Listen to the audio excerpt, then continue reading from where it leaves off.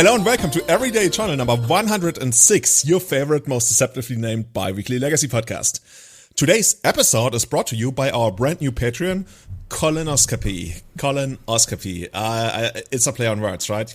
Guys, you get it? Colonoscopy. No, can you explain it to Julian? Oh. Or Matt? I was going to say, a colonoscopy refers to an exploratory venture into the colon with a camera and another man say. And a camera and some pills. We're drifting way off into a different genre. I was just telling the guys about a podcast that was recommended to me, apparently about like life in Japan and stuff, but the entire episode was dedicated to like Japanese porn and masturbation techniques, and I was kind of drawn into it because the hosts were like really charismatic, even though the topic was like, well, I guess weird, like no shame for masturbation or whatever, but yeah, I guess we're drifting way off, but it really sold the idea to me that if you have charismatic hosts, the content almost doesn't matter. You can talk about anything. Well, that's what's been like firing up this podcast for ages, right? Well, Colin says he's a major Belcher player, and the podcast Discord has been pure love in my opinion. The Discord has been like suffering under lack of combo players, so I appreciate his constant Belcher posting. Oh, you said Belcher? I understood Belgian. And I was no. What does Matt have against the Belgians? Well, for one, you introduce yourself as a major Belgian player. You're like, oh, a major Belgian player, and you're like, yeah, I'm rapping Belgium. Colin posted some like alters he did of his Belchers in the Discord, and they're pictures of like the actual cards, but then edited to have like 7-Up and other drinks that'll make you burp when you drink them. So big approval from me. If you really make it big, you get a sponsorship, by 7-Up or something, and then you alter your cards according to that. And I think that could actually be like a market for Magic in the future. Like if you're a really big player, you alter your cards to basically have whatever kind of sponsorship you want. And currently that market is not regulated, right? Wizards doesn't say you can't have like certain brands. Like people already use sleeves of certain brands, but now if you alter the cards to include certain brands, I don't know how Wizards would feel about that eventually. Like, especially like if we ever get something like a Pro Tour back again, I mean, in any kind of form, and there's a giant Coca-Cola logo in the middle of your basic planes or something. I mean, I like that. Kinda. I guess I would call that disrupting. That's what you like startup scene or whatever. Yeah. Yep. Moving swiftly onwards. Talking about anything else. What have you been up to lately? Or was that what Matt's going to say? That was my cue to go, Julian, go on, Matt. What have you been up to? Well, that's fine. Fuck me, right? All right, Julian, you have to say everything twice now. I'm just going to say it once. I almost broke my arm trying to hang an IKEA frame, and it took forever. Like, fuck the Ribba Frame, seriously. It looks so nice, and then you buy it, and you try to make it work, and it almost kills you. And I still have 2 more to go, and I hate it so much. But, yeah, what kind of... Also, I'm hanging... The irony of me hanging a Fight Club poster inside an IKEA frame is not lost on me. I don't know if you've watched that movie. I appreciate that. Nice. I'm about to get loads of new IKEA furniture, and yeah, I'm not looking forward to it. As you say, it always looks like, when you see the pictures, it's like swish and whatever. It looks very nice, and when you get the things, there's always the right parts and stuff, but the instructions are never clear enough, so you start like hammering in nails in the wrong pieces, and you smash your head with a hammer as well, and everything goes wrong. Maybe but yeah, other than that, like lots of home improvement. But the big thing for me coming up, I kind of want to go back, or not kind of, I want to go back to a regular work schedule as far as like my kind of job allows for that. And before I do that, I want to go on vacation, like not actually leave the country. I have no plans for that, but I still have like half of my vacation days from last year and all of my vacation days from this year. So before I go back, like working properly full time, I want to do like 1 or 2 months of like just vacation. And catching up with life, because there's just like too many projects I always like involve myself in, and then I stay up until 4 a.m. But yeah, I'm looking forward to that. Guys, how's it going for you? I would say for me, because I'm third. Fuck this. Callum, go ahead. Go for it. I would say I'm good. Went to a wedding last night, not my own. A good friend of mine. That was really exciting. It was really expensive. I'm glad I didn't have to spend all that money. I've been doing a lot of thrift store shopping. It's good for the environment, and you can also find cool shit like these scissors I have in my hand right now. I don't know if that's picking up or not. That's the most random thing to bring up on a podcast. I got a new pair of scissors last night. But Sorry. I don't know if people are aware, but Sheffield, England had a very large cutlery industry for a very long time, and so does Solingen, Germany. So if you find some nice pieces of old cutlery and just get them sharpened, they work very well and they'll last a lifetime. So just putting it out there. I'll treasure that information forever. I'll go to Sheffield soon. It can't be too far away from me. Is anything in England ever really far away from any other place in England? No, it's a really small island for how much influence it's had in the world, isn't it? You can go to Scotland in like 5 hours or so. It's pretty good, but my point is, thrifting can be very interesting. Like instead of buying IKEA furniture, you could just go to try to find. So that's something. the guy who just like put a thread in the what's it called? The big trading group, the high-end trading group on Facebook about wanting to trade cards for spare parts for his Porsche 911. That's true. Somebody did actually offer me. They're like, "Hey, I'm not really using this Porsche of mine. Would you consider a trade?" And unfortunately, it's worth more than the cards that I've got for sale, and I don't really want to put a bunch of money on top to get another one and then ship it from Europe. It's just a big bother. So, I mean, you could like store it at my place, no problem, easy peasy. That's actually a good point. We'll talk about this later. I didn't think about that. Or maybe you can trade a card or your cards for loads of new scissors. Matt, what is it actually that you're selling? Because when I opened the thread, the first thing I saw was like a set of Blackwater Power 9, but that's actually collector's edition, right? Yeah. So, but people may be aware that collector's edition is now worth more than Unlimited was a few years ago. So that's kind of crazy, right? I'm selling a set of CE. I'm selling a bunch of Alpha Beta stuff, Arabian Nights, Legends, etc. Just extra stuff that I don't need. Moats, Chains of Mephistopheles, like extras. Okay, so if you want to get any of those cards, I think you're selling them. You mentioned 3 ways to get rid of them: selling them, trading them for Porsche parts, or trading them for the original art for Sea Rhino. Yeah, I mean, if anybody who owns that, I don't know who owns that. So if anybody does own the original art of Sea Rhino or knows where it is, give me their address, and you will be handsomely rewarded. If I have it, will you trade your Porsche for it? No. The correct answer to that is which one? The Bayou one is the Lotus. Oh, okay. My bad. Okay, I'm not trying to make anybody feel bad. I'm just no. Ridiculous. Yeah, okay. But Callum, how's it going for you? You've been in quarantine, right? But yeah, I think you're out of it again. Yeah, kind of. Like we have this funny app in the UK where if it works with Bluetooth, if you're near someone that like contracts COVID, then you get pinged and you have to self-isolate. So it was just the classic case of I got pinged to self-isolate for 4 days at 3 p.m. on a Friday. So I was like, yeah, shit, I get to like leave work an hour too early, then spend the whole weekend at home. That was lovely. But that was last week. I got my second jab 2 days ago now, so in a week or two I'll be partying with everyone, well, or soon, whatever. No, I'm feeling pretty good now. Was knocked out yesterday. But other exciting things, my band's album came out yesterday, which is almost 2 years ago since we recorded it, thanks to COVID. I mentioned it before, but the feedback has been incredible. We're set to tour the US next year. Like, every review is just amazing. We were like one of the highest selling things on Bandcamp yesterday, so wow, pretty excited about that. So, when you go to the US, do you already know like how many different cities you're going to visit? No, not yet. So we're going to play East Coast. We're doing a festival called Decibel Fest, and then from there we're like talking to the tour managers in the area and stuff. I've never actually been to America, so I'm really, really excited. Yeah, it's been a dream to like get a free trip over there, flying with the band and stuff. So yeah, there we go. Oh, it's even going to be free. That's amazing. And how long is it going to be? A couple of weeks? I guess 3 weeks or so. Wow. We've done one proper tour all around Europe before, which was 3.5 weeks. And are you still looking for somebody to join your band? I guess they call it like roadies or something, but I don't have to choose yet. Well, to get over there, I think we have to go over as tourists, so you can't really be a band member, I'm afraid. Okay. Yeah, because of like, if you go over as a band, you have to pay massive fees, like because you're a working person or something. So we're just going to fly over as tourists and buy instruments out there, I guess. I see. Yeah, nice little workaround. Are you actually going to come to the US? Like, yeah. Oh, wow. So music is my like main passion. I've been playing this band for 15 years, so that's pretty cool. Wow. Yeah, that's great. Eventually Callum is going to be too big for the podcast.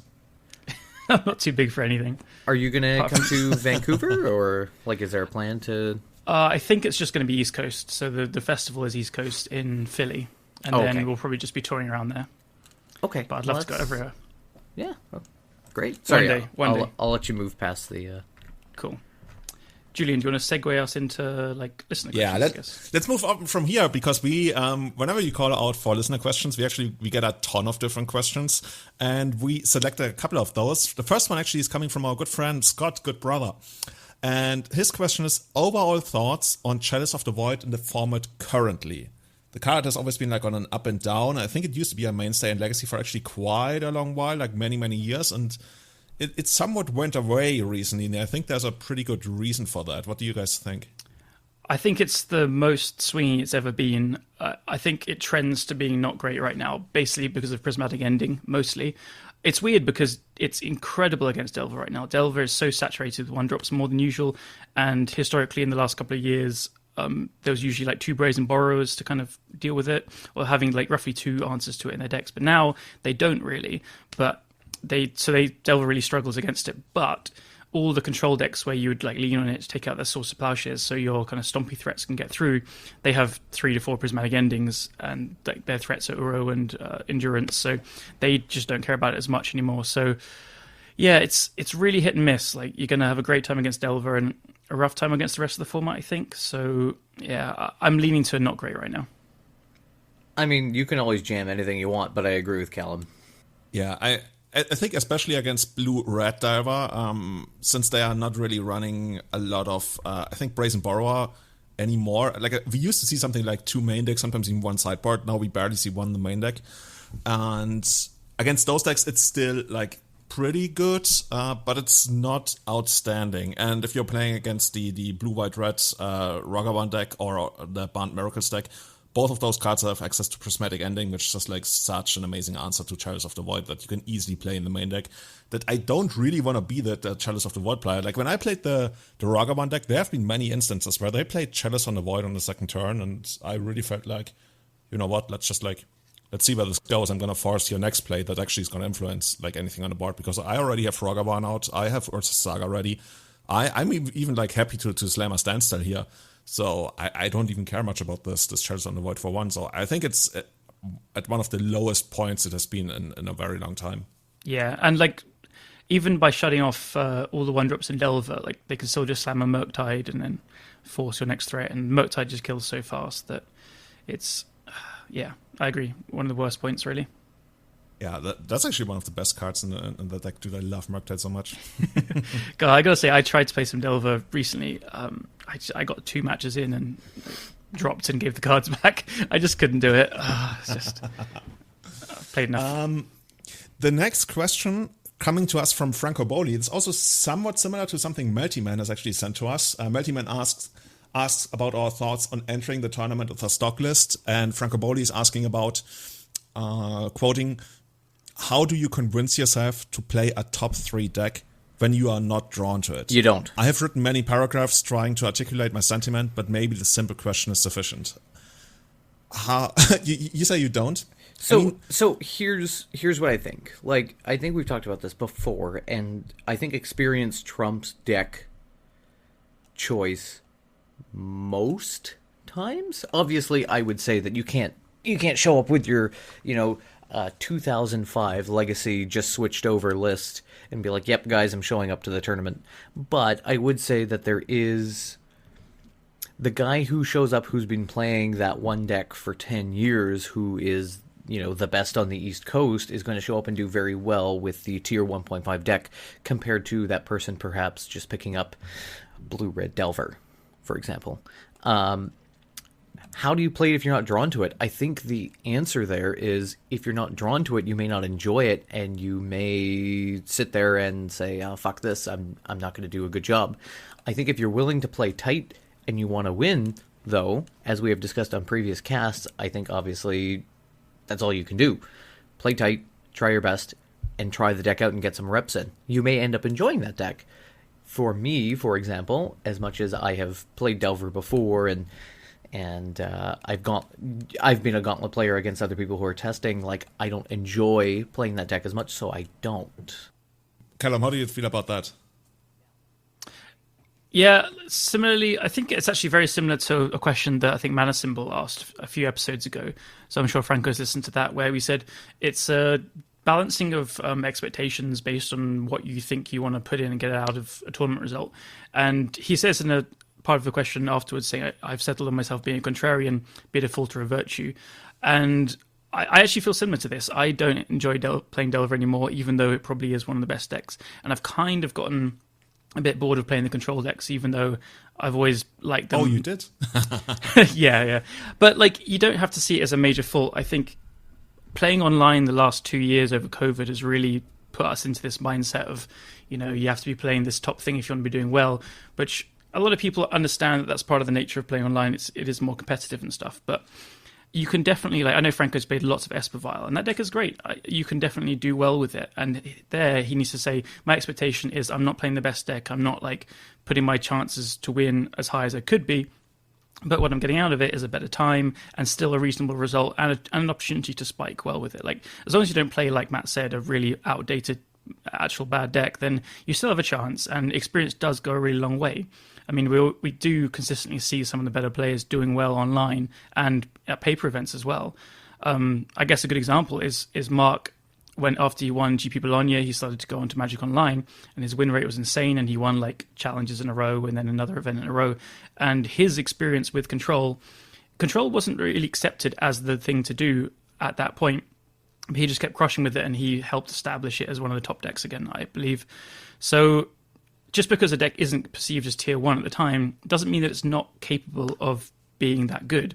It's just because some people might not view it that way, and it's actually better than they think. And just balancing decks and how they are into tiers and how good they are is always a complicated thing as well, because it depends on what other people are playing. So at the moment we've got this Ragavan, Standstill, whatever deck, and we've got Blue Red Delver, we've got Bandit Control. I think it's very possible to kind of do well against them. I think Espervile, as an example, could do very well against these decks. It's always been good at grinding against Control, and JTL always does well against Delver.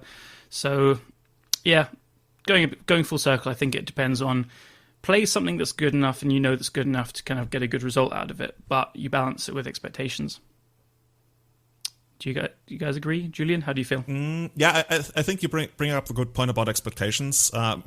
Matt already went into win rates and that you can still get a decent win rate out of playing I would say when people say a non-top deck, they mean more like a lower tier 2 deck, or decent tier 2 deck, and that's already going in with the expectation that you want to do really well in the tournament. And I honestly think not necessarily.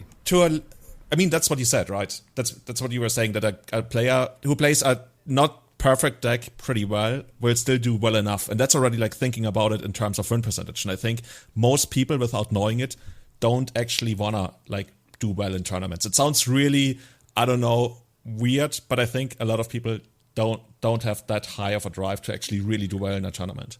I could use myself an example for this. I don't have as much of a competitive drive as you, Julian, and probably a lot of the kind of grinders and stuff. Just thinking the Daniel Gertschels, the Stefan Schultzes of the online world.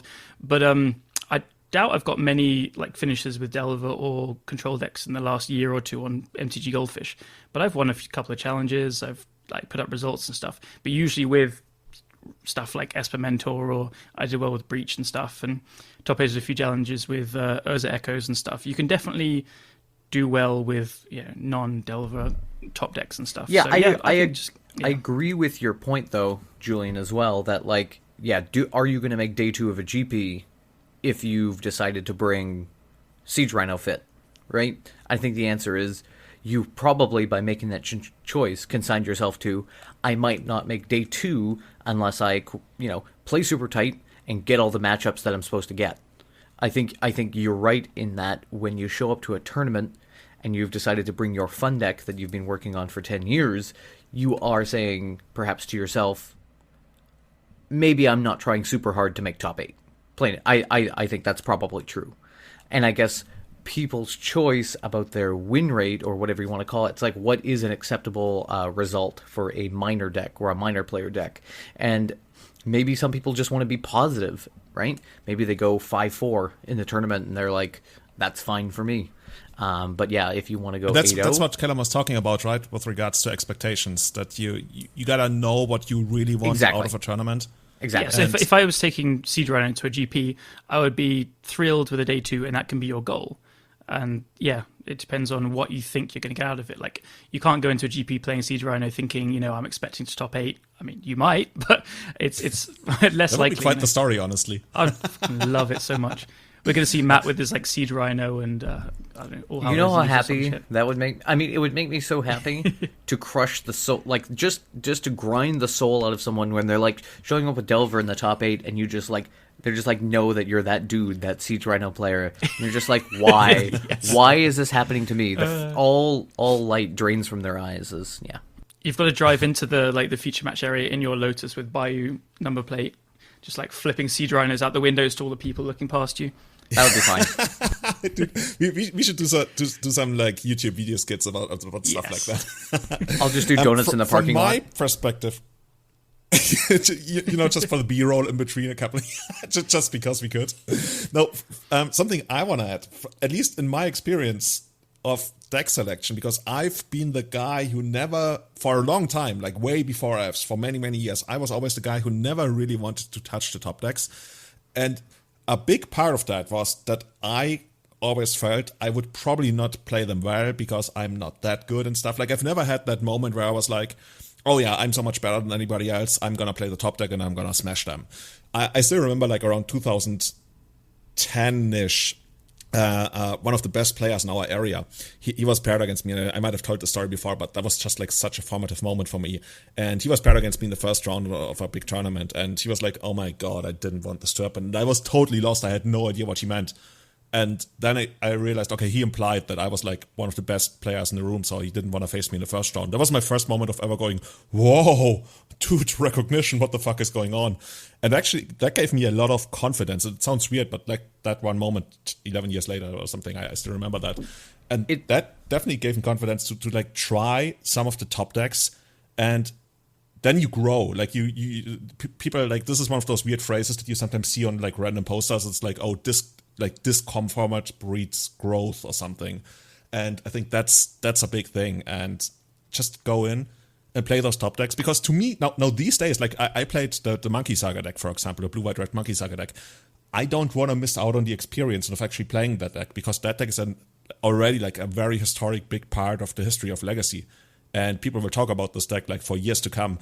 And while it was the way it is right now and the way it's going to look like for probably quite some time, because I don't really expect bans, I want to soak up the experience. It's like almost like that there's this amazing book out there that everybody talks about, and I want to read it. And I kind of regret that I somewhat missed out on Breach, because I never actively played Breach. I played against it. And other than that, I think I played all the big decks in the history of the format, I guess. And that's kind of cool, and I want more of that experience. And that's why I'm super happy to try these other decks. And I guess a big part of that is like Card Art being able to like borrow the cards, because otherwise you couldn't really do it. But yeah, that's not something everybody has access to. I will double up on that and say my big moment was, well, Julian's favorite deck of all time, with Miracles, Top Miracles. That was my first deck where I like started to play the best deck, and I was like, oh my god, this is so good. I think I went like 5 weeks at my local game store undefeated until I got like grizzle branded by Reanimator, I remember. But after that, I was like, holy shit, this deck's really good. And started playing it online, and I had it for about a year, and then it was kind of short-lived. But after that, it was eye-opening in the same way as like, wow, okay, maybe I'm not as bad as I thought. And I had the same opinion before. I was like, I'm going to try and play these, off-meta decks because I need some edge against the better players. But the reality is the better players will know what the off-meta decks are as well. And I think we've discussed it recently as well, how you don't get as much of an edge as you think you do by doing that. So you should try and play better decks. But like Breach as well was a good example, because I was also kind of in the state where during Breach I was trying to find a deck that beats it, because that's what I kind of enjoy doing, and I was playing like these bug Uro with main deck Chalices kind of builds. And then just before the Showcase Challenge, I was like, okay, whatever, I'm going to try it. I played it like a league and a half, and then just asked Marcus Evold for a list, and he sent it to me, and then we met in the finals. So sometimes decks can just like carry you, and it's so true. You do want to be part of this historic thing, and if you don't, and then something gets banned, you feel like it slipped you by. I don't have the same kind of like feeling or attachment to fair decks personally, but that's just a personal thing. Any new like broken combo deck, I'm going to just jump on the train straight away. But I should give this monkey deck a try as well. And like, as I kind of want to go back to what Julian was saying as well, it's kind of like, I don't want to overuse the term imposter syndrome, but it's like, am I even good enough? it sounds like what Julian was kind of experiencing, and like the self-realization that like maybe I'm not a giant bag of shit, whether it's at your job or at your playing Magic or whatever. It's like, oh, maybe I actually can do this. I think if you're at the point where you're asking yourself that question, you're probably better than you think you are, because you're having this realization. You're like contemplating, am I at this plateau? Am I good? The fact that you're like, assessing your skill is better than a lot of the newer players and stuff. So yeah, I would, if you're asking yourself that question, I'd start to try and play some better decks, quote unquote, but also ones that you're attracted to and you think, look fun and stuff. Like, for example, Franco Boy is asking this question. He's a very good player in my opinion. So find some top deck that works for you. I, as I said before, I think Esper Vial, which he has a lot of experience with, is actually pretty good still. So yeah, I don't think you're like hindering yourself by playing something like that. Before we move on, I have a meta thought about that, because this kind of question is probably the most asked question in the history of the podcast, right? It usually goes about like deck selection and not wanting to play a tier 1 deck or something like that. That's one of the most asked questions. And I feel like, not with regards to Franco, because I know Franco is on Magic Online and plays quite a bit, but I feel like in general, there's this desire of people who don't really get to play a lot, either because of COVID or because you're not in Magic Online. Like, there's a lot of people out there who, especially during the last 1.5 years, didn't get to play a lot. And there's still this desire to do something meaningful, make a difference and stuff. And that can only come from deck building or deck selection when you don't really get to play that much. And I can so much relate to that from like my earlier years as a player, where I felt like, the most fun I can ever have in this game is trying to come up with something really smart in the way I select my deck or build my deck. And that's kind of rewarding, even though you don't really get to actually like act on it and actually like live it as in playing tournaments. But it's still like a quite cool feeling when you come up with something. You're like, hey, this is my new brew, this is my new deck. And I think that's maybe even subconsciously drives this whole movement of I want to play something off the wall. That's just my meta-level hobby psychologist analysis. That's totally true. I had the same thing, and I still kind of do, to be honest, if I'm like, completely out there about it. Like Buried Phoenix and stuff was my first kind of brew that I really put a lot of time into. Like, a lot of people make a lot of decks, and as you said, I think that the delta between people that play online and in paper as well, but also just paper, the people that play just paper just don't have anywhere near as many opportunities to play stuff and get their decks out there and get their decks seen. So yeah, I'm sure like I get messages from people saying, here's an idea, do you want to give it a go playing it? And it's tough to keep up with that, because everyone's having ideas and Magic Online's moving so fast, and there are constantly cool brews happening and cool decks out there. I think that the truth is, you just like, if you're trying to get yourself known as a brewer or like get your ideas out there, you just got to play online as well. The rental services made it possible for everyone, pretty much. Like, it does cost a bit of money, obviously, but if you do well, if you're a good player, like if you think you are, then you can make your money back as well. But it is the kind of hard truth, to put it honestly, that Funny you speak about like making your money back. Like, just last weekend, I made top 2 in the challenge, and basically what I won wouldn't even buy 2 copies of Ragavan. Yeah, this is where the rental services have to come in. Ragavan is ridiculously expensive, but I guess it went down a little bit, right? They're like they're bringing back the drafts and stuff. Yeah, so it should go down a bit. Awesome. So this also like segues into the question we received from Martin, and he's asking about Monkey Saga. I saw you had some success with Monkey Saga. The deck looks wild in paper. Would you like to give a little deep dive on how the deck actually plays out? And for those who want to see the deck, my deck list is going to be linked in the show notes, but drumroll, it's the run-of-the-mill deck list that everybody who just like randomly downloads a copy of the Blue-White-Red Monkey Saga deck is playing. 3 Stifles, 2 Lightning Bolts, 1 Prismatic ending in the main deck. Like, yeah, yada yada, you get the idea of that. I don't know if this deck looks wild. It looks very threat light until you realize part of the mana base. So maybe that's why. But it is also a very kind of, it's like a low curve, sleek kind of control deck. It doesn't have, like, we're so used to seeing control having these like 3 drops like Uro or Oko last year and stuff, that now to see a quote unquote control deck, but really it's kind of almost tempo-ish, right? It's actually hard to see how it plays out until you actually watch it or play against it or play with it. So, I mean, it's got 4 dazes. So could you explain it? Like, is it an actual control deck? Is it a mid-range deck? Is it tempo, like masquerading as a Delver deck? I can see how people get confused about how it plays out and stuff. So why don't you run us through how you feel like it plays? Yeah. I would pretty much call it like a smack dab mid-range deck, but towards like, it's the kind of mid-range deck that goes a little bit over the top of the other mid-range decks, which is weird because you already mentioned, like, the really low threat count. Like, we have 4 Rogavans, which, like, for as good as they are, they're probably not gonna end the game. Then we have 2 Murktide Regent, which is a great card to close out the game. Sometimes it's just, like, it hits them in 2 times and things just end. But the big thing is the 4 Urza Saga, and those kill quicker than you can really imagine.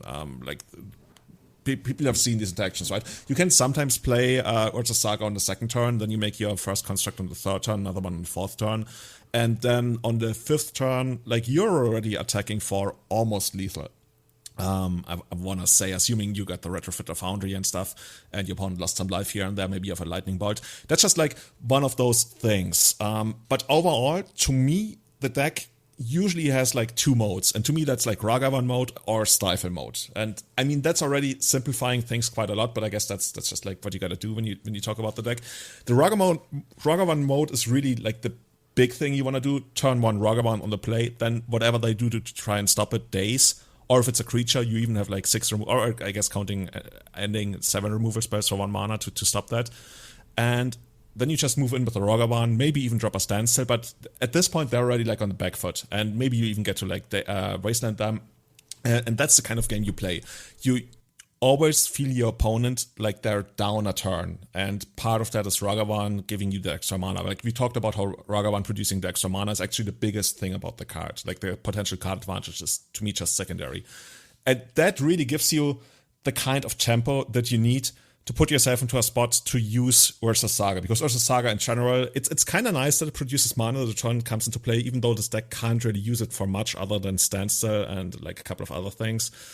But overall, yeah, this is really what you want to do. I was about to say, like, Saga kills super fast, and this is amazing in a deck which only has 3 artifacts in it. But of course, Ragavan makes treasures as well, so I can see, these things getting huge. Yeah, that actually helps quite a lot. And that's something that I sometimes feel like people don't fully realize, that those artifacts are actually going to pump your construct tokens as well. And it gets really broken once you have the 2nd Saga. And like, when you have Ragavan and the 2nd Saga, you can even like play them back to back, assuming that Ragavan actually gets to hit and still like have enough mana to activate both of them.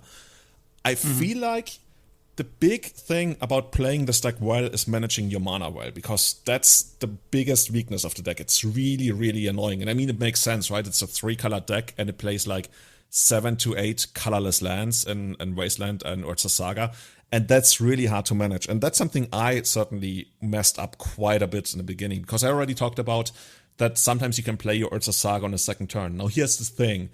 If you do that and they Wasteland your dual land, then your Saga next turn is not going to produce something, and even the turn after it's not going to produce something. Like, basically by wastelanding your duel, they're also kind of getting rid of your Saga, and that's super annoying. And like, being able to time that correctly and maybe just sit on your Stifle to hit their potential wasteland, or like even just a Fetchland, but mostly wastelands, I feel like this is a skill that you have to develop with the deck to be able to figure out what you want to be doing with the Stifle. Or sometimes, if you know what you're up against, and I've been in positions where I didn't play my turn 1 Ragavan, but I really, really wanted to Stifle the land.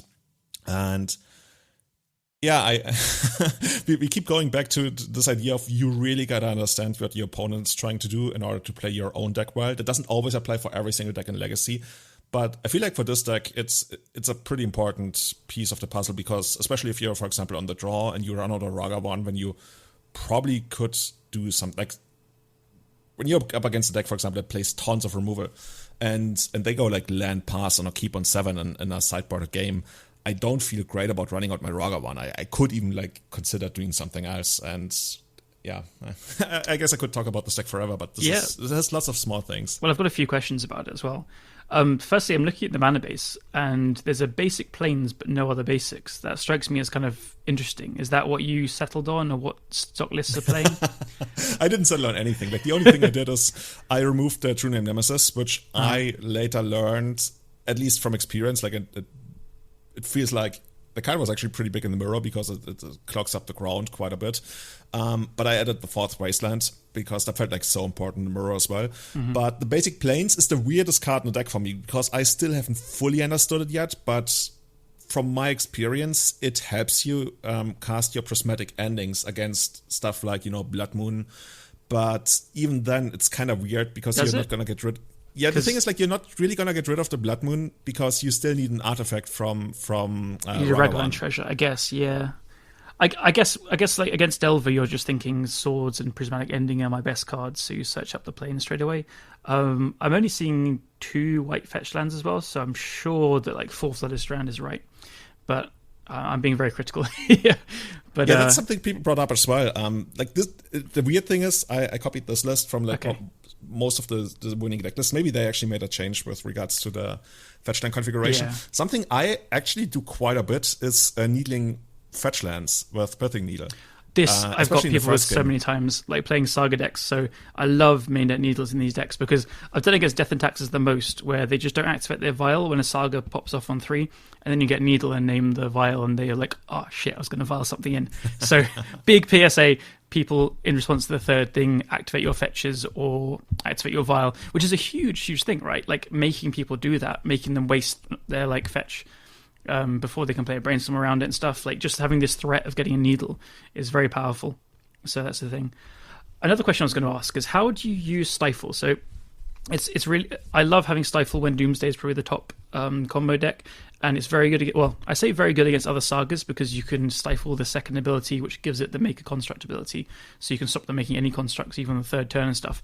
But still, it's like you're using a spell on a land, which still gets value on the third turn. But do you then use it as like a big tempo play on fetch lands very often when you have Ragavan in play, or are there times where you hold on to it for like later things? Like, what's the general play pattern? Well, it depends on the matchup, right? In the mirror, if you can do it like on the first, you would still run out Ragavan in the mirror on the first turn, just to put your opponent on the back foot. It also like represents days much better because now your opponent's like in this weird spot where they're like, do I really want to play my removal here? And I guess I have to, but then I get days and it sucks, but then they can days back. Like in the mirror, what I want to stifle the most, of course, is like a wasteland, just because of the tempo advantage. But something that's really big in the mirror as well is stifling the second chapter on Urza's Saga. And that's something I had to learn as well, because that was done to me and I didn't even think about it. But if you stifle the triggered ability of the second chapter of Urza's Saga is never going to produce tokens. Like, it's still eventually going to turn into an artifact. So technically, are you down a card? Yeah, you are down a card. But overall, it feels like a good exchange, even if you're down a card. It's weird. And this is versus a land. But yeah, the thing is, you're down a card, but you're also up on tempo because eventually they lose the land, right? So they had to invest a land drop, assuming eventually they're going to miss a land drop anyway, so the tempo equalizes again.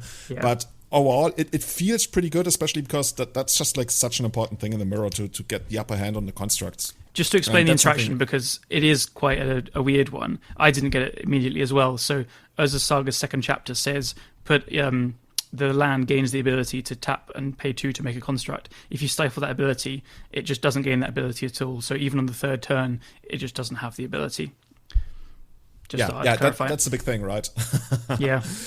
Another thing, for example, when I play against Blue-Red Diver, it's one of those decks where you really just want to, if you can, hit their fetch lands, but most importantly, like to defend against their wastelands, because I always feel like I'm on the back foot against that deck, and when I lose, I usually lose with tons of cards in hand. And that's where I feel like Stifle is going to be the biggest thing to protect from that. Yeah, I guess you do protect your sagas from Wasteland. And, for example, whenever I played 4-color Delver in the past, I always played Stifle in the deck, so you need to protect your mana base. I think that's a underappreciated part of Stifle in decks that are reliant on jewels. Is Stifle the new Deathrite Shaman? Oh, I think Ragavan might be, but Stifle is the new helper.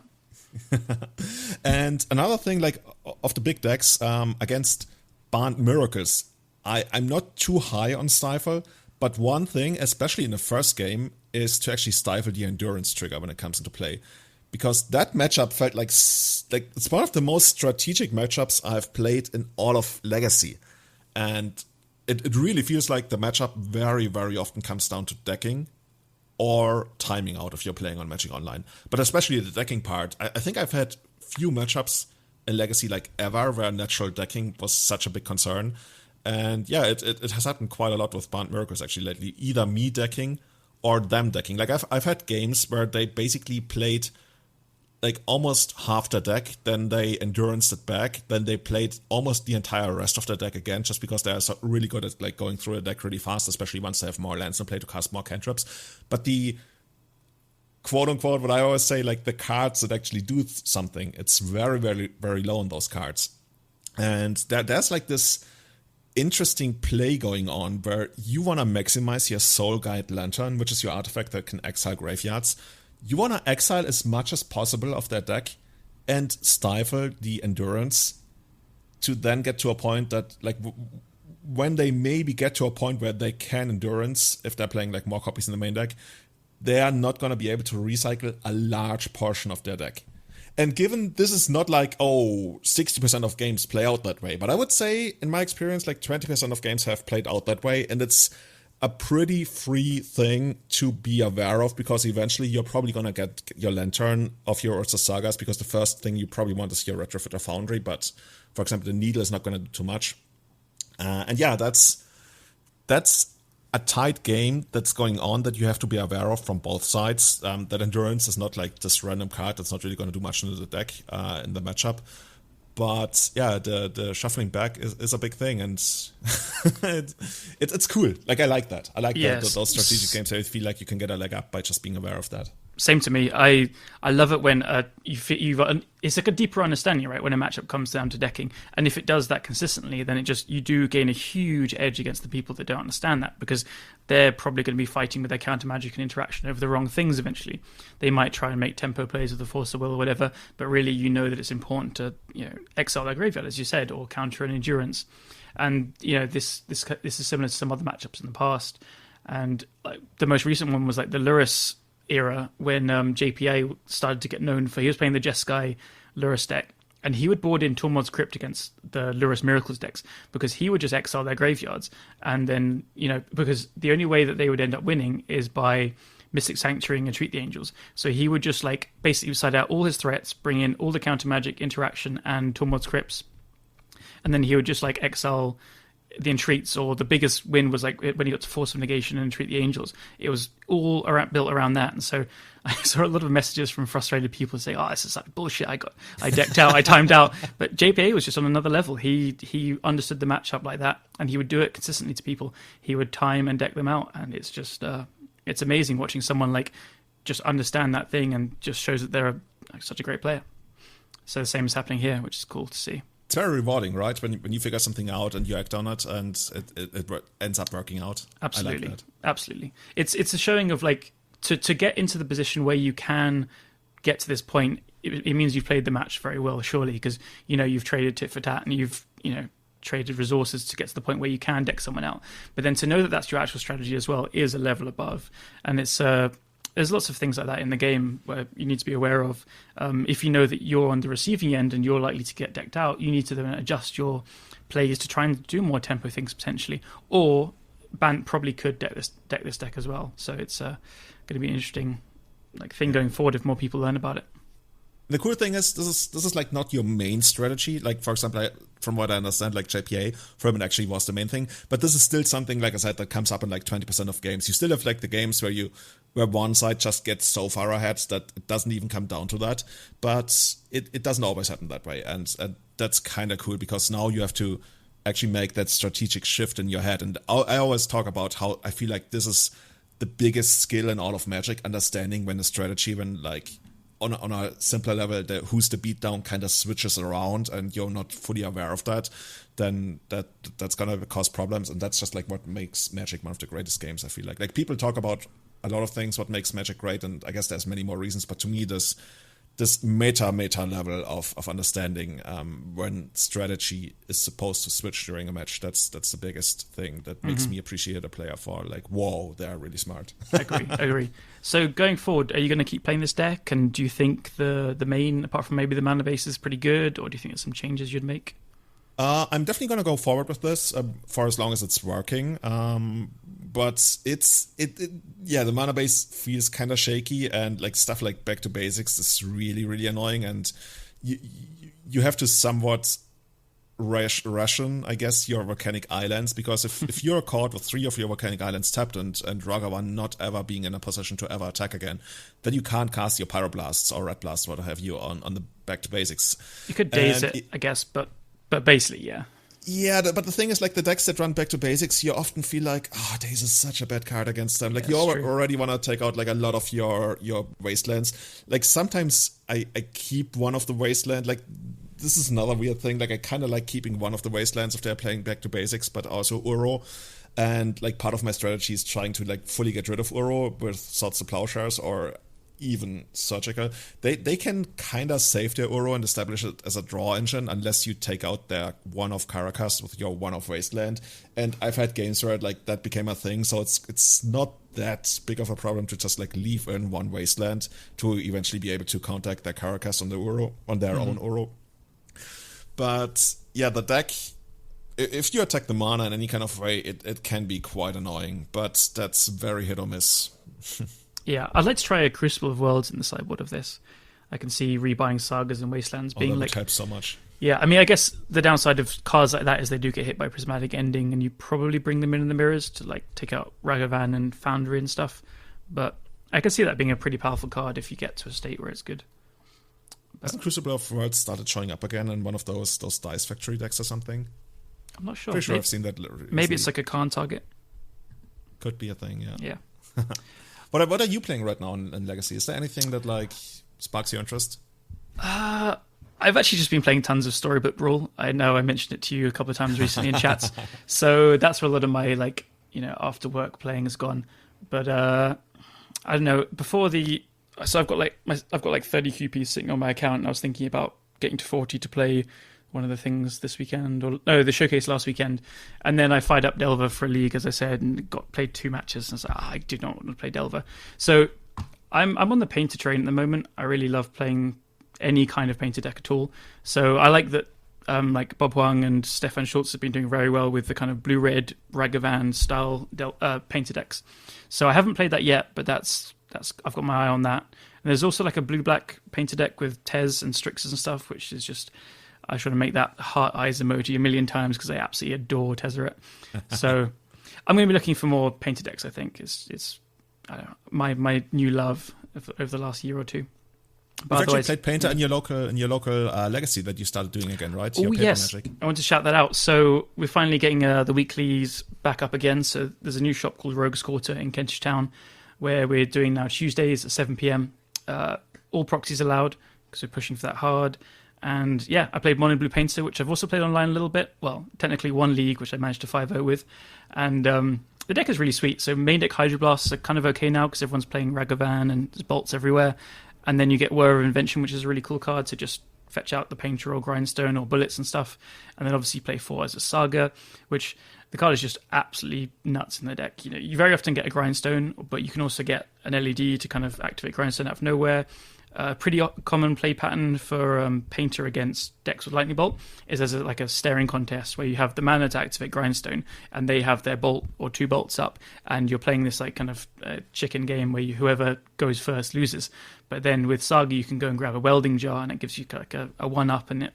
So it's just the welding jar. Yeah, that gets them. I bet like everybody gets really hard, like at least the first time, right? Yeah, I played against Delver twice in that league that I played, and both times welding jar like stole a couple of games, and it's just a cool way to win a game, and you can also work for it and stuff, which is quite sweet.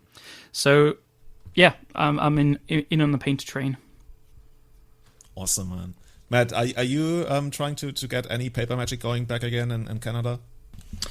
I mean, unfortunately, I think that we're still not allowed to have in-person events till August something, so I'm just kind of waiting for that to happen.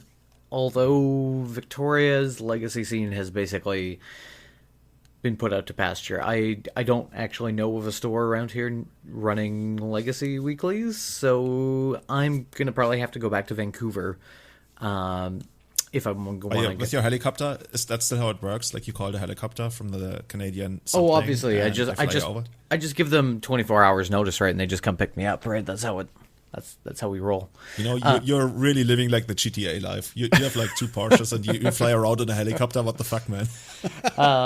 No, but actually, so I'm waiting for another tournament to pop up in Vancouver, and then I'll probably try to head over on a weekend, or in Seattle as well, once the border opens back up. So I'm excited, but unfortunately, I just don't have a lot of opportunity right now.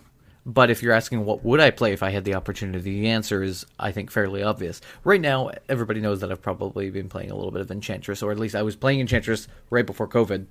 And I want to continue doing that because there's nothing says I love you more than like Destiny Spinner into Nether Void. Fuck you. Love that. Oh man, awesome! Like, I'm excited to see that though. Like if you ever get to do that, I want to see pictures. I want to see pictures from 100%. I will send it. Don't you worry. Awesome. There's a lot of other amazing decks in the format right now, and also other interesting developments. And we've scoured the last two challenges, like the challenge on the 18th and the showcase challenge on the 19th, for interesting decks. And I guess with regards to the meta, both finals were Blue-Red Delver against Blue-White-Red Monkey Saga. And those decks basically split the championships. Ooh, the Legacy Challenge Championship. But you know what I mean, right? One of them was won by Blue-Red Delver, the other one by Blue-White-Red Monkey Saga. Why does it say 17th? Oh, because those are the winners. Yeah, I wanted to mention the winners. So the 17th was won by Max versus some guy known as Julian, and the 18th was won by Theo Young against Kentaro Hokori. Notably, the second one was a showcase challenge as well. So it was a larger event and it had a lot more ringers in there. Not to take away from your great second place, but yeah, the one on the 18th on the Sunday. I don't know how many players it had, like 200 or something, you might know. Yeah, it was quite big. It was like 240 or something, or 230. And yeah, Theo's always the great ones. Theo's a known ringer on Magic Online, plays all formats and just crushes everything. He announced his retirement, probably a month ago, and so obviously he has to win an event. Apparently he was at a friend's cubing and just playing on the laptop between rounds. So shout out to Theo for being great. That's how you do it, man. Yeah. So some sweet tech we actually found in those lists. The first one I want to bring up is Alpine Moon. We might have talked about that before, but that's something that Arkan actually played for the Blue-White-Red Monkey Saga deck. And that kind of got me, well, I guess it would have gotten me really good, but actually I got to steal it with Monkey and put it on him. And that's an enchantment.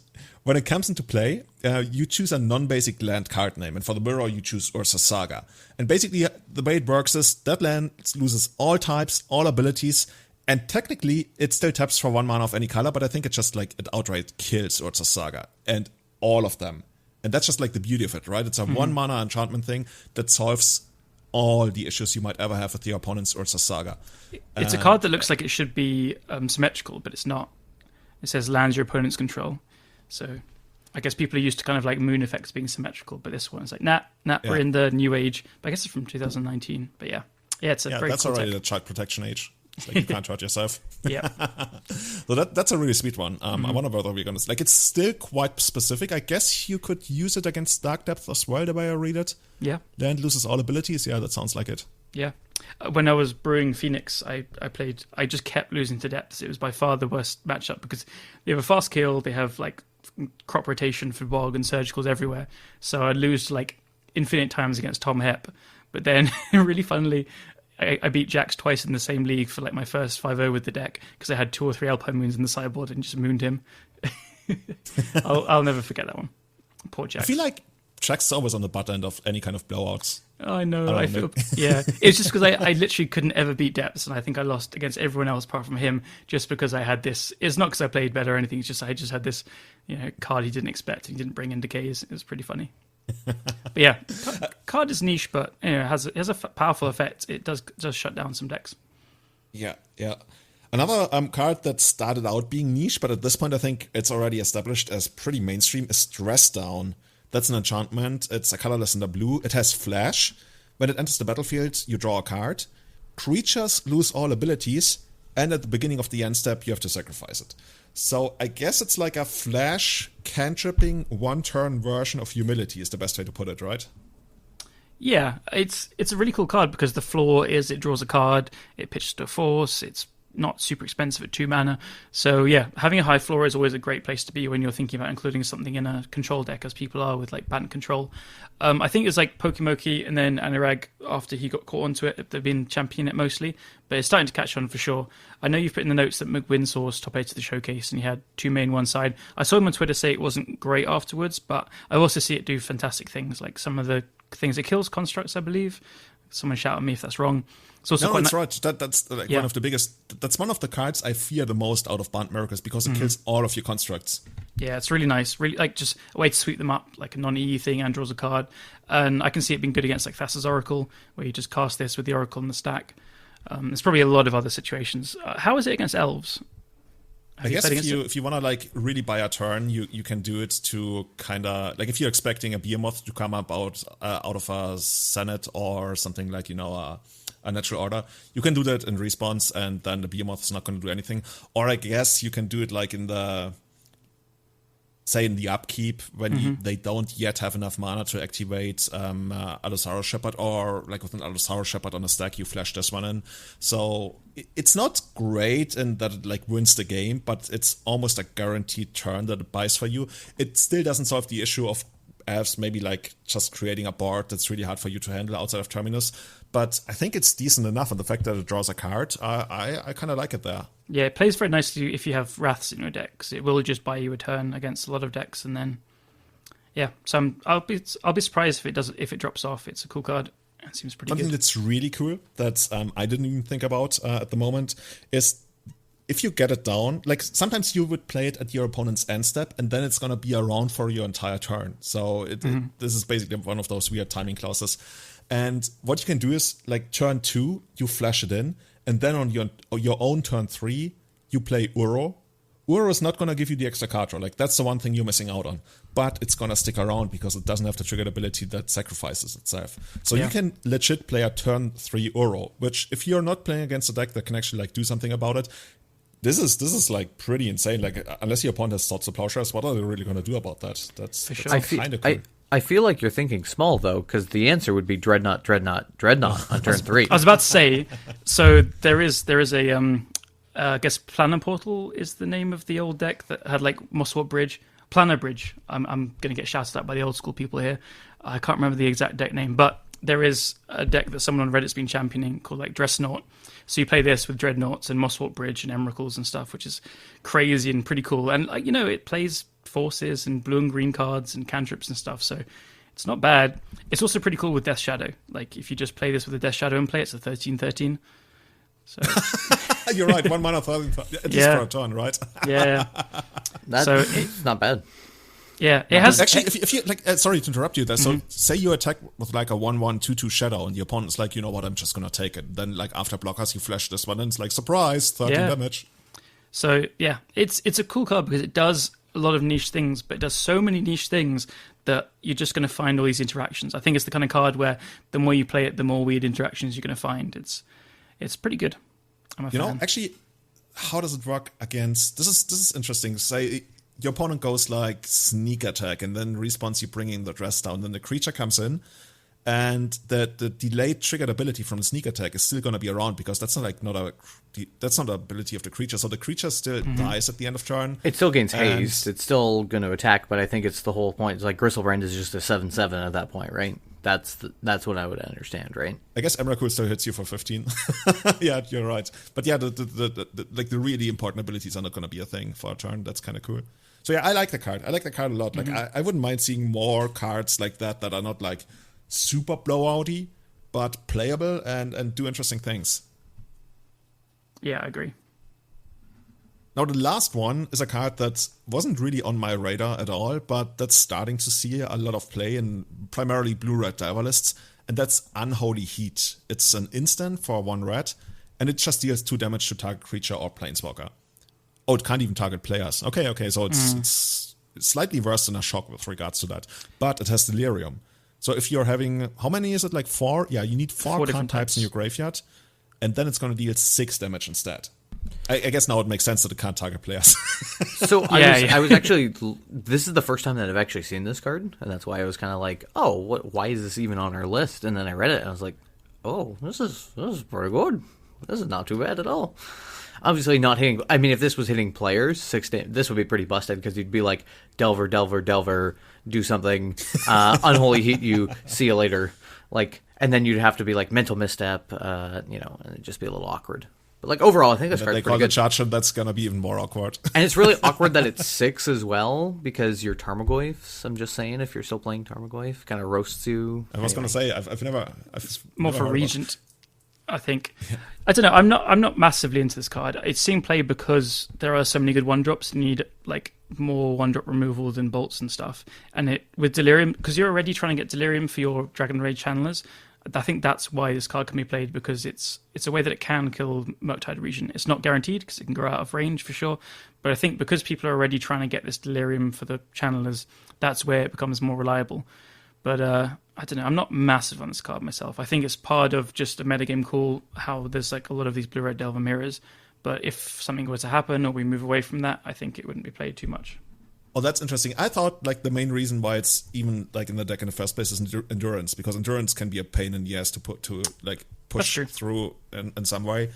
And well, imagine casting this on endurance, and then imagine they cast an endurance in response to you casting this on another endurance. They take away your delirium. It's like, yeah, nice. Oh my god. But yeah, it's a good point. Actually, I didn't consider it. I just did. Okay. Anyway, okay. So yeah, let's see how that works. I guess it's kind of nice that it's like a turn one answer to Ragavan, but also later on in the game, it's actually going to answer something that's relevant to you. So in a way, I almost want to say this is a way for those blue-red decks to play Swords to Plowshares, kind of. Even though it's going to be hard to hit the Murktide region, I guess. Be aware that to make your Murktide regions at least 7/7 in the mirror. Mm-hmm. Yeah, I mean, I've seen someone play a Flame Slash, so this is definitely better than that. Flame Slash is like 4 damage to a creature, and that's it. For 1 red sorcery. Yeah. It's so bad. Yeah, it feels really bad.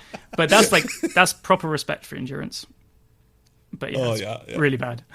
That's what I call too much endurance. Too much respect for endurance, I guess. Yeah. There were a couple of other really interesting decks in those two tournaments, and one of them I actually played against them in the in the quarterfinals of the top 8, and that's coming to you from Kennecan, and I guess it's called Blue-Black Bomberman. That's the best way I can describe it. It has like all the Bomberman stuff, Khan the Great Creator, Auriok Savages, Walking Ballistas, you know the drill, right? But it's splashing black for Kaervek the Spiteful, and that's actually, I haven't pulled it up yet, but I think it's so sick. It's like a 4-mana 3/2. All creatures get -1/-1. And is it double black, actually? It is double black. But they have like So Mox hard. Opal, Lotus Petal, Oars of Signet, Cavern of Souls, Vault of Whispers, and Unclaimed Territory. So they're leaning pretty hard into the human, Cavern on human kind of side of things. Just for a bit of background on this player, Kanakan is pretty well known for just playing Bomberman variants, and they've done stuff like win back-to-back challenges on weekend. Until this last brew, they were playing... what's it called? The Ranger of Eos, to go and search for like Walking Ballistas and Stoneclaw Serpents and stuff. So they like to play loads of Bomberman stuff, but they really change it up and stuff. It's really cool. Ingenious Smith I hadn't even seen until this list got posted, so it's quite a cool one. Ingenious That's Smith. the one. Yeah, you want to read it? Yeah, so because I said I didn't know, I'm sure other people don't as well. So it's from the new set, the Dungeons and Dragons set. It's a 1 white for a 1/1 creature type human artificer. So yeah, as I said, it's leaning into Cavern on human or Unclaimed Territory on human. When Ingenious Smith enters the battlefield, look at the top 4 cards of your library. You may reveal an artifact card from among them and put it into your hand. Put the rest on the bottom of your library in a random order. And then whenever one or more artifacts enter the battlefield under your control, put a 1/1 counter on Ingenious Smith. This ability only triggers once each turn. So I think we can safely say the second ability doesn't come up too much. It's nice to grow it. It could be a threat against some of the slower matchups, but you're really playing it for the first ability. It reminds me of... there's a Crane from Aether Revolt, I think, which is like a 1/3 flying for 1 and a blue, which does the same effect. But I guess since you're in white for salvages and stuff already, you want to be... And also the human creature type. This is just better than that. So I'll be interested to see how it is. In my experience, these cards always slightly underperform, but when you're looking for combo pieces for salvage and stuff, I can see it coming up. Did they Also, play it against you? Worth mentioning, yeah, they played against me, and I think it didn't find anything. Yeah, that's the thing. It's like you probably do hit a large majority of the time, but because you leave yourself open to have this time when it doesn't, and then you're playing a 2-mana 1/1 that can grow a little bit, it's such a drop in power level if you don't find something off it. It's a bit risky. I mean, they have 17 artifacts. Oh no, sorry, there's creatures as well. 17, 18, 20, 24 artifacts. Oh, and some lands.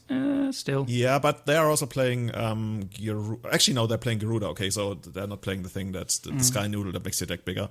But I'm really not sold on the Black Splash. To me, like the biggest thing about the Black Splash is the Oars of Signet, which is like such a nice thing to cast on the first turn with Ancient Tomb or City of Traders.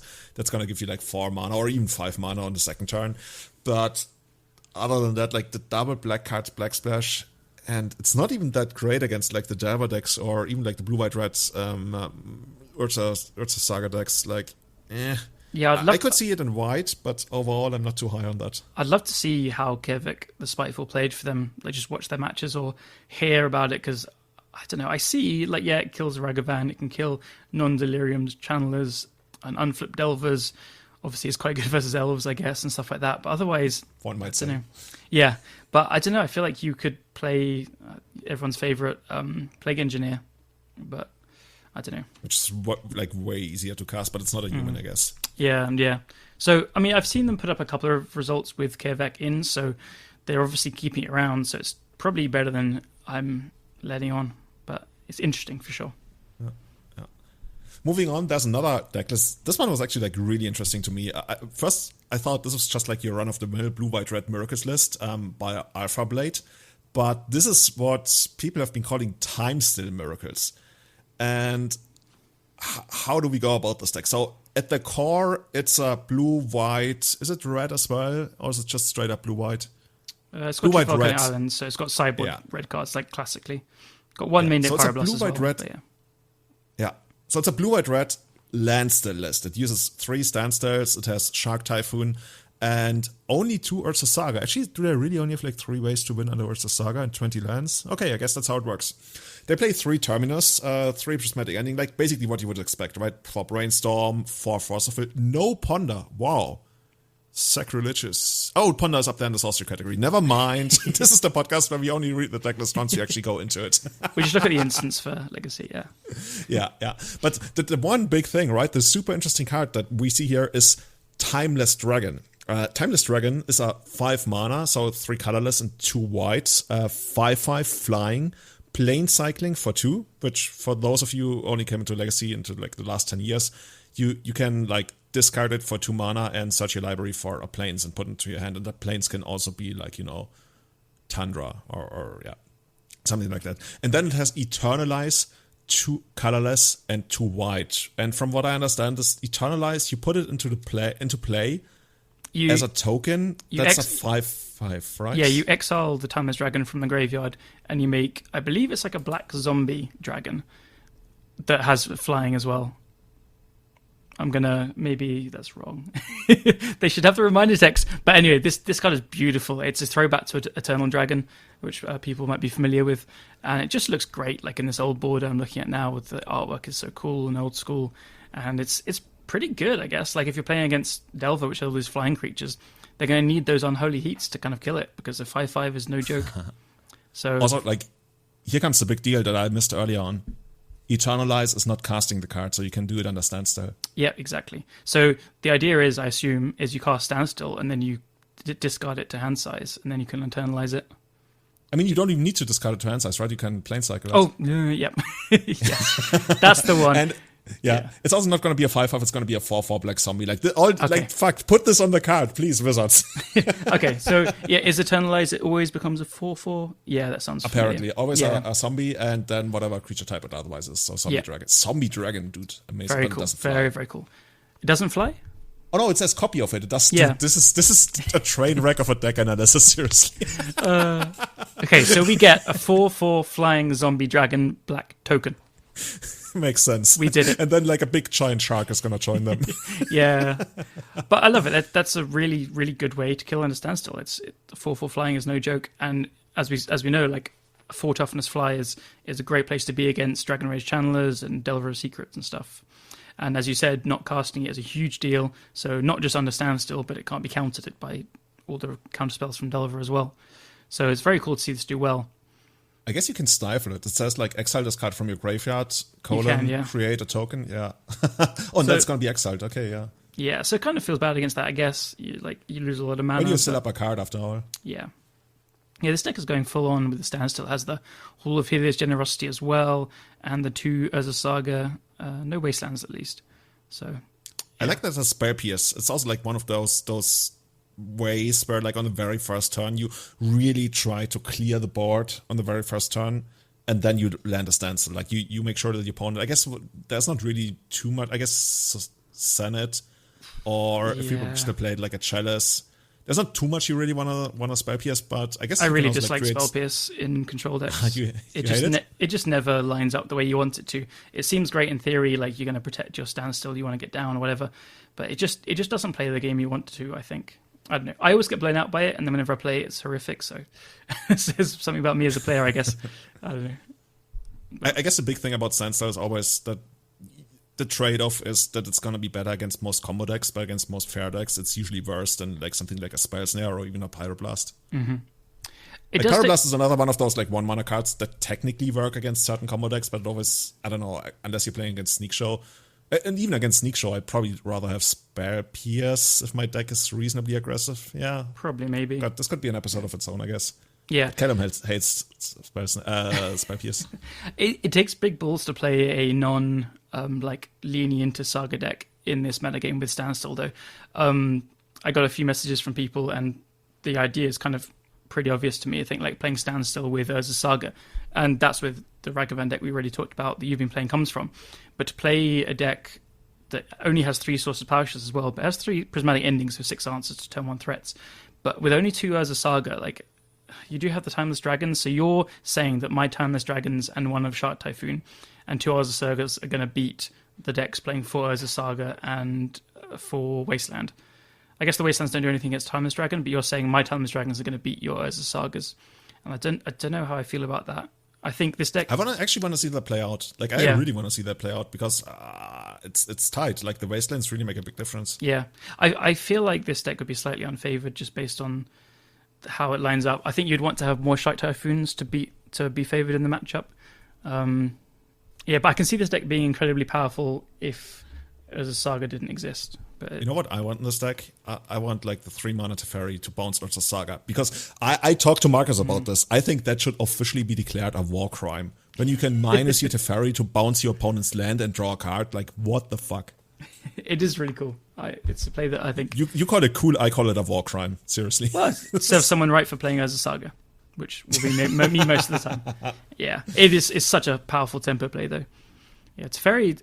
I don't know, whenever I played the Shark Still lists, I always had 2 Teferis in there, and it always overperformed. You could do cool things, like if you get it down, like it's just this ticking time bomb when you have Standstill in play, people kind of are forced to play into it because you control interaction. And then as it keeps ticking up, you can bounce your Standstill, play some stuff, and they can't play anything because of Teferi, and then you just replay your Standstill.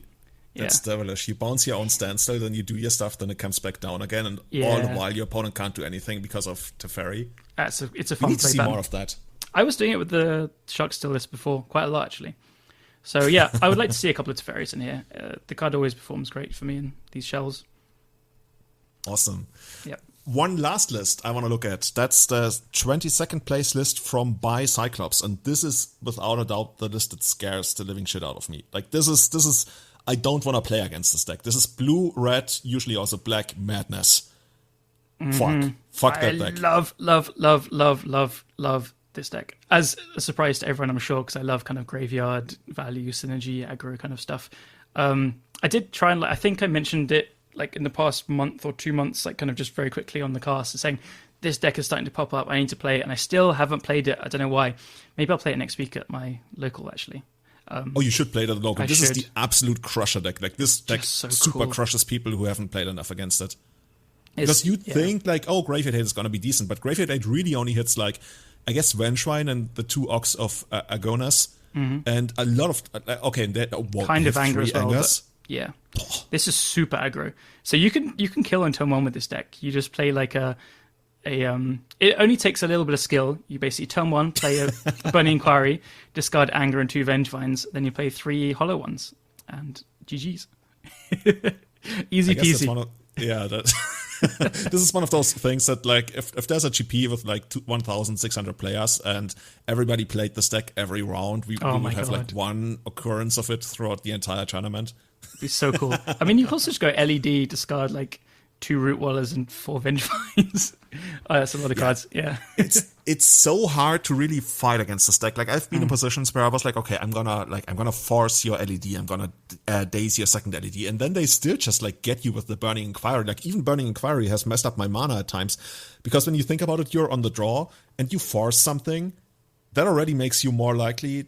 Does it make you more likely to discard your lands? I'm not even sure, but Actually, it doesn't, I think. But either way, it's super, super annoying to play against because it's so hard to really pick and fight. Like I've been in positions where I'm like, okay, I can really take on your creatures, but then they go for like a somewhat more grindy plan with like Orcs of Agunas and burning Faithless Looting, flashback Faithless Looting and stuff. And Anji's Ravage has just like the one card that scares the most out of me. Like this card is incredible. This is like attack, ancestor recall plus X. We already talked about that on a previous episode, I believe. Yeah, Inquiry is just horrific to play against. It was like a scourge of Modern for a year or two when Hollow One was a tier 1 deck with looting in the format as well. And so people did try and port it over to Legacy for a while then with Goblin Law is also a popular card, and there's a card from Portal, the Three Kingdoms, I think, set, which is similar. But it just got this boost from having Blazing Rootwaller recently, and it's just a sick deck. I can't wait to play it. Yeah, the thing that I really underestimated about Blazing Rootwaller is that you can pump it for just 1 mana. Like, I wasn't too high on the card, because to me it was just like 4 more copies of Basking Rootwaller, but Basking Rootwaller costs 2 to pump, whereas this one pumps for 1, and that's... A lot of times, this is the extra mana that allows them to, Burning Inquiry or Faithless Looting again, or do something broken otherwise. And I'm just like so pissed about the deck because I think I played the Showcase Challenge as well, and I would have cashed the event, but in the last round I was murdered by this, and it wasn't even close. Yeah. There's still a lot of place to brew it and stuff. There's a lot of discussion in the Phoenix Discord, which you've changed to being like Madvine/Phoenix, and there's people trying gambles as well, people trying, I think some playing without Lion's Eye Diamond, but I think the consensus is to play them, how many Oxes, how many Angers, like you can play Rug as well for some blue cards and stuff, so there's definitely some opportunities to build and change things around as well, but the core is pretty there, like with the Rootwallers, the Vengevines and Hollow Ones and stuff. When you play blue, would you play Wanda for the flying? Yeah, good question. I know Phil, Thraben University Phil's been like posting a bunch of videos about it, so we should ask him. I was wondering if they want to play the pseudo bizarre like Tradewind Ride, not Tradewind Rider, but there's a one from the first Modern Horizons set, which is like a 3 mana, 3/4 flying. When ETBs, you draw 2, discard 3. Wonder if you could try that as well. Yeah, maybe too expensive. This deck's trying to kill you turn 1 and 2. Not aggressive enough. Yeah, screw that. Yeah, fair enough. Awesome. Maybe I'm actually just gonna load this up and play this right after the cast. Like we were recording pretty early in the day today, and there's just so much. Or I guess I have to go back into my IKEA posters. This is gonna eat another like 2 hours of my day, dude. Seriously, I have the worst matchup against them. Fuck the Ribba Frame. Well, you can start that matchup, and during sideboarding, just play a league with Madvine, and you're good. Let's see how that works. What are you up to for the rest of the day? I'm gonna go and see some friends at a bar. 2 friends are working at one, like at one of those fancy craft beer bars, and chill, have some drinks. Awesome, man. Yeah. So that's gonna be it from Everyday Eternal today. Matt is already out. He caught a helicopter to go on a secret mission for the Canadian government, as we are told. Maybe he's just getting drunk. Who knows? Yeah, so he says. Yeah. If you want to support us, you can leave a review on Apple Podcasts. That's one of the biggest things that really helps us out to, climb the ratings, let more people know about not only our podcast, but Legacy in general. And we would be really thankful for that. Other than that, if you want to get access to our awesome Patreon, Patreon/Discord community, you can support us on patreon.com/everydayeternal. Join the Discord squad. Get all the sweet food pics that we post in there. And that reminds me, I also want to post just like a takeout pizza again, because people have been posting so many awesome food pics, and they're like one-upping each other every time. It's true. You have to like set a baseline again. Be like, hey guys, I'm eating like shit today, so you don't need to feel bad about yourself when you're not eating like this every day. Like I'm also eating shit, seriously. What's eating? Just drinking. Oh yeah, I guess we talked about that. You don't enjoy eating, right?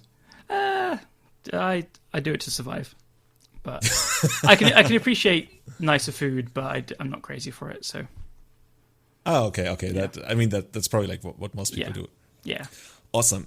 So if you want to find us, you can find us at EternalMTG on Twitter, and you can find me at itsjulian23 on Twitter and It's Julian on Twitch. And Callum, people can find you. Yep, I'm going to do the same thing as I always do and never remember which way around things are. Let me show my Twitter. On Twitter, it is at WhiteFacesMTG, and I haven't streamed for a long time, so kind of at Twitch is Whitefaces. Like, how often do you need to stream to be considered like to maintain your streamer status? I don't know. I've almost done it a few times, but I think once or twice a month. Otherwise, it doesn't count. Yeah, I've almost done it after work a couple of times, but it's just so hot here at the moment that it's, I don't know, I just want to go out and drink a beer in a field instead. Yeah. Yeah. Good point.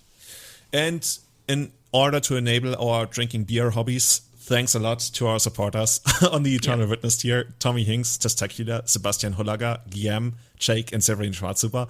And on our top Grizzlebrand tier: Victor Beherzt, Bachu Butt, Scott Monroe, Jeremy Gates, Henrik Korkutz, Tom Hepp, Bill Schlichting, and Paragon Games in St. Louis. By the way, Victor is actually having our good friend Markus Ewald on his podcast. Is it called is it the Stockholm or the Swedish Legacy Report? Stockholm. I think it's the Stockholm's Legacy Report. It's a Stockholm Legacy Report. Yeah. So definitely check that out. Yeah. They have amazing production quality, by the way, at least on Victor's end. Like, Victor, wow. Like, I was blown away because this is his first podcast, I think, he produces. Yeah. And I was going in, like, whenever people are like, oh, I've got this new podcast, you go in, you're like, oh, this is probably going to sound like we used to sound for a long time. And I was like, whoa, this is good. he streams as well, or at least used to. Haven't seen it in a while, but yeah. Oh, gotta check that out then. Definitely. Awesome. Gonna go fight the IKEA frames. Thanks, everybody, for tuning in. Thanks, Callum. Thanks, Matt. And see you again next time, everybody. Bye-bye. Ciao.